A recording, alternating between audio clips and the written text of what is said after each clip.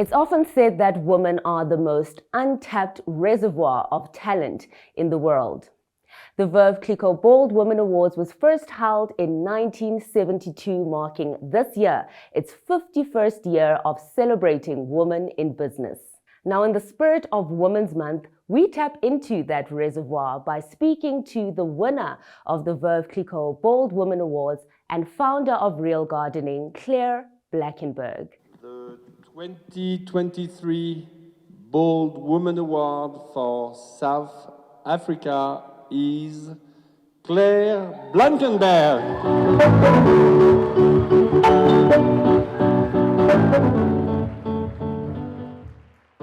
Claire, thank you so much for joining me. Firstly, congratulations on being presented with the Veuve Clicquot Bold Women Award. How does it feel? It's still quite surreal. Yeah. I think it'll probably kick in a lot more in the coming days. But just overwhelming amount of love coming my way. I have gratitude for the amazing network I'm now part of, and just to be considered a bold woman alongside those amazing 450 odd women that have come before me is quite something. Speaking of bold women, how would you best describe what being a bold woman entails? Being a bold woman for me is someone that's audacious, someone that wants to change the status quo for the better, and someone that wants to uplift other women while doing that. In the spirit of Madame Clicquot, how are you transforming the industry that you're in? So I'm in the agriculture industry, very male-dominated industry, and I'm transforming it in the fact that I make growing your own food simple, affordable, accessible, while saving water. So I think the industry for so long has been somewhat closed off to someone that doesn't actually know where to start. And so I enable people that have never grown their own food before to give it a go, build up the confidence. If they just want to feed their families and know that they're putting healthy food in their mouth, great. But some of the households that we work with go on to be smallholder farmers, emerging farmers, growing upwards of 4 hectares. And it all starts with one seed. So I think that's how Real Gardening has been transformative in the sector, is that we're breaking down those barriers and saying, literally, put this piece of paper in the ground, add water, you're on the road to success. Yeah.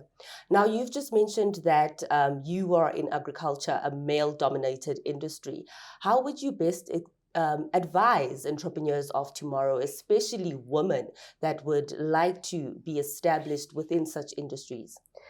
So I think the wonderful thing about South Africa that's come out in the Veuve Clicquot Bold Barometer, which is an amazing survey that they do across, I think, 45 countries. But what came across in that survey is that already 61% of female respondents in South Africa are already entrepreneurs. Sure. So what I think is amazing about our culture in South Africa is that we are entrepreneurial as women. I think more than 80% of women responded saying they want to be an entrepreneur in their life. So I think it's about creating an environment where we enable access to platforms, financing, information for those women that are putting up their hand and saying they want to get involved. And I think the wonderful thing about the South African female spirit is that we don't really take no for an answer. Yeah. So the advice I would give to an entrepreneur, female entrepreneur in particular, is don't let a gender norm in a specific field cloud your judgment with regards to your ability to take a leap into that space. If you have got a passion regarding that field and you really have a solution that's going to have impact, then don't take no for an answer. potentially knows are just not in this way, or not right now, or not this person. Now, I can imagine there's so many challenges over the years that you have faced within the industry. What are those challenges? And if you don't mind, can you also share how you've then been able to jump over that hurdle and make sure that those challenges don't define who you are? I think when I started off, the challenge really was around I created something that was a whole new product line within this industry. It wasn't just your standard packet of seeds you would buy, in a poly bag. It's now a complete garden in a box. You just add water, everything's inside. And the key players within the seed industry who have been established in the industry for more than 100 years were not very happy with a different approach. And I think the biggest hurdle I came up with in the beginning was I trusted the wrong people. And it was potentially going to be catastrophic to the business. But at the end of the day, when it counted, my gut told me something was wrong. Yeah. And I trusted myself. And I overcame that by understanding it's never too late to say, hang on a minute, something doesn't feel right. Let's just take a pause and maybe I need to look in a different direction. Yeah. And that's been true, along the journey, especially, when you're up against such traditional methodologies and you're coming at it with an innovative approach. And I mean, I'm a qualified architect. I haven't got formal training in the agricultural industry. So really looking at tackling these traditional norms with a very different lens, so a design lens in essence, and then trusting your gut to execute on that. Claire, in your journey, have you had people that you've sourced inspiration from? Have you maybe had mentors or just someone in particular that you looked up to and said, I want to be like that person? It's going to sound cheesy, but it's my mom. Yeah. It does sound cheesy, but my mother was a trailblazer in her own right. My mother moved to South Africa from Ireland in the mid-80s, just before she had me. And she saw that there was a huge need for sexual education, specifically within a township environment, around HIV education. I mean, obviously a prolific time for that disease. And my mom just started creating a training course and as a volunteer, and then started getting other volunteers working with her. And by the time she retired, I mean, she had volunteers around the country doing training programs, aging from age 5 all the way up to matric, and really making a difference. And I grew up seeing her passion for what she did, her ability to do it all, be a mom, run this amazing organization, give back, feel fulfilled at the end of the day. And that's what I wanted. It wasn't about money or success or accolades, it was really about going to bed at night knowing the world is a better place because of what I did in there today. And I feel fulfilled. And I've been a mom, a boss woman, a wife, everything. Yeah.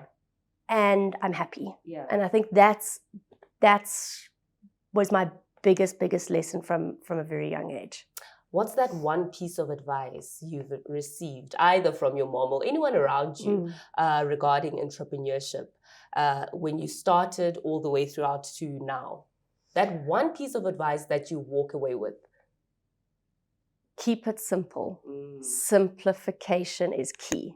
The minute you start to feel like it's becoming complicated, you've got too many people in or too many components, or it's just, across the board in everything we do, I just step back and go, is there anything we can take away and the core will still remain the same?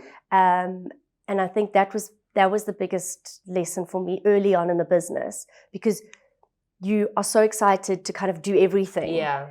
And sometimes you lose the core. The core.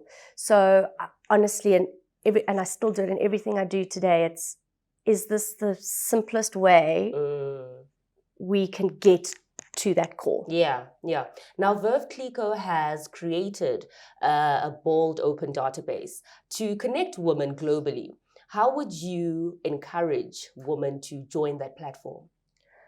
The open database is a game changer. Yeah.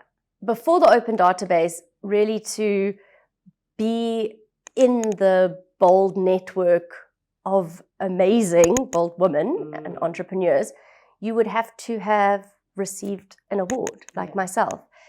This has really turned that on its head and said, everyone can be a bold woman.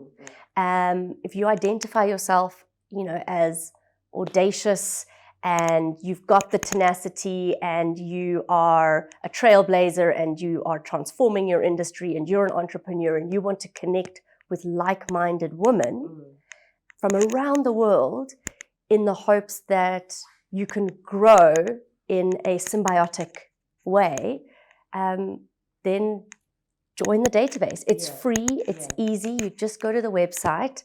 It doesn't take a lot of time, and the opportunities are endless.